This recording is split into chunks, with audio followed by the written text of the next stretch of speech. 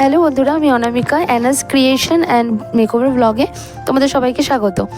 আবারও একটা নতুন ভিডিও নিয়ে তোমাদের সামনে চলে এলাম। আজ বানিয়ে দেখাবো মা দুর্গার ফেসের উপরে একটা জুয়েলারি সেট। দেখতে দেখতে দুর্গাপুজো তো প্রায় চলে এলো, তাই না? তো এই পুজোতে ক্যারি করা যাবে এমন একটা জুয়েলারি আজকে তোমাদেরকে বানিয়ে দেখাবো। আমি কিভাবে তৈরি করছি, তোমরা যদি নিজের হাতে বানাতে চাও এই ধরনের জুয়েলারি, তাহলে অবশ্যই এখানে যেভাবে আমি বানিয়ে দেখাচ্ছি সেটাকে ফলো করতে পারো অবশ্যই। তো আমি মা দুর্গার ফেসটা কিভাবে তৈরি করছি একবার দেখে নাও। তোমরা ভিডিওটা ভালো করে দেখলে অবশ্যই বুঝতে পারবে। সেরকম খুব একটা টাফ কিছু নয়। তোমরা যদি কিছু কিছু ট্রিক্স ফলো করো অবশ্যই ইজিলি এগুলো এই ধরনের জিনিস বানাতে পারবে। তো যেরকম মা দুর্গার ফেস আমি যেভাবে তৈরি করলাম সেরকম টুলসের সাহায্যে যদি তোমরা একটু কাট করে সেট করার চেষ্টা করো অবশ্যই হয়ে যাবে। তো তোমরা এইভাবে বানাতে চাইলে অবশ্যই ভিডিওটাকে পজ করে একটু দেখে নিও। আশা করি তোমরা তৈরি করতে পারবে।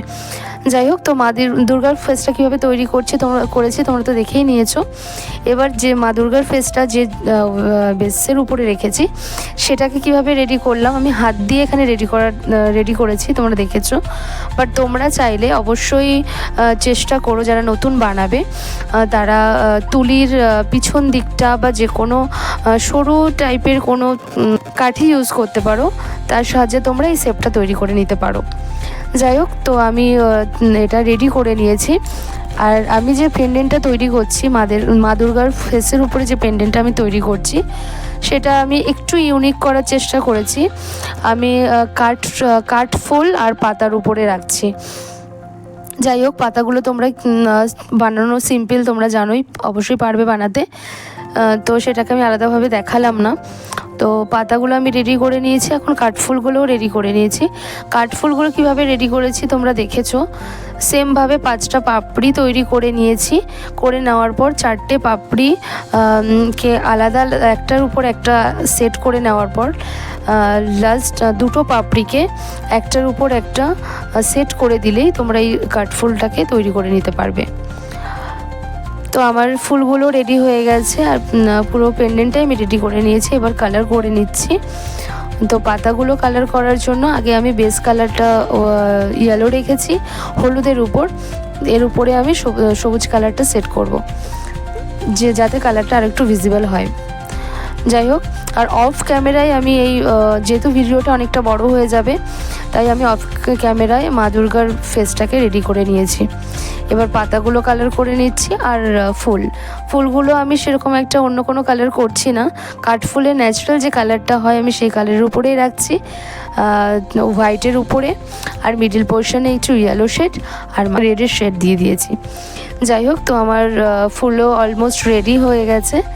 এবার আমি ব্যাক পোর্শনটা সেটা আমি রাখছি ইয়েলো আর বর্ডারটা রেডের উপরে।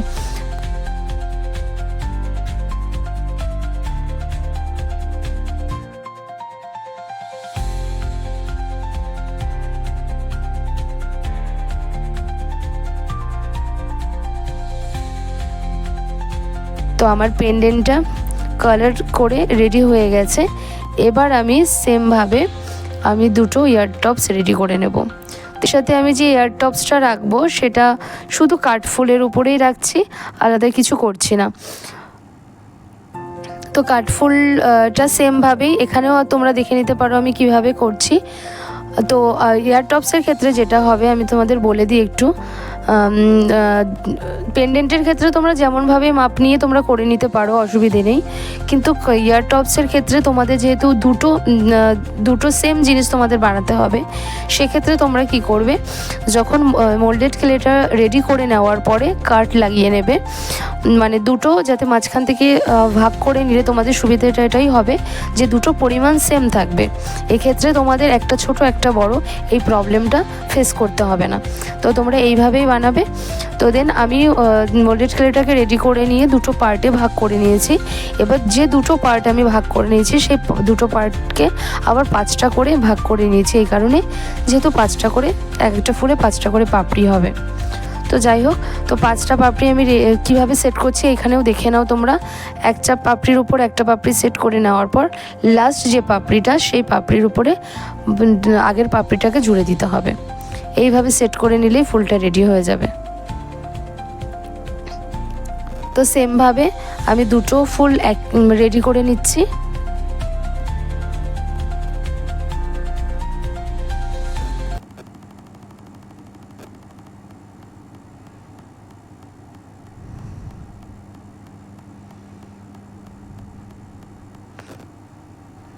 তো আমার ইয়ারটপস দুটো রেডি হয়ে গেছে। তো ইয়ারটপস দুটো রেডি হয়ে গেছে, এবার আমি একটাকে কালার করে নেব। সেম যে কালার আমি পেন্ডেন্টে রেখেছি সেম কালারই আমি ইয়ারটপসে রাখছি। বেস কালার হোয়াইট, মিডিলে ইয়েলো, আর তার মিডিলে একটু হালকা রেড শেড দিয়ে দিয়েছি। যাই হোক, তো আমার ইয়ারটপসগুলো সেমভাবে রেডি করা হয়ে গেছে। এবার আমি পেন্ডেন্টটাকে সেট করে দেখাবো। তো পেন্ডেন্টটা সেট করার জন্য আমি কি ইউজ করছি দেখো। আমি কিছু জুট আর কড়ি আর কিছু কটন বল ইউজ করব। তো কড়ি দিয়ে এটাকে আমি সেট করছি। তো কড়ি আর কটন বলগুলো আমার সেট করা হয়ে গেছে। এবার এটাই যেহেতু তোমরা চাইলে নিচে হোল করেও নিতে পারো পেন্ডেন্টের নিচে, আমি যেহেতু ওইভাবে সেট করব না, তাই আমি ব্যাক পোর্শনে আঠা লাগিয়ে তার উপরে আমি এই সুতোগুলোকে সেট করে নিয়েছি। সুতোগুলো আগে সমানভাবে কেটে নিয়েছি তারপরে। তো আমি এটাকে মোল্ডেড ক্লে দিয়ে সেট করেছি এই কারণেই, কারণ এটা যদি তোমরা এইভাবে সেট করো তাহলে এটা লং লাস্টিং হবে, অনেক বেশি দিন এটা ক্যারি করা যাবে। তো আমার ব্যাক পোর্শন এটা রেডি করা হয়ে গেছে। এবার আমি এই সুতোগুলোকে কটন বল দিয়ে সেট করে বাকি পোর্শনটা আমি বেনুনি করে রেডি করে নেব।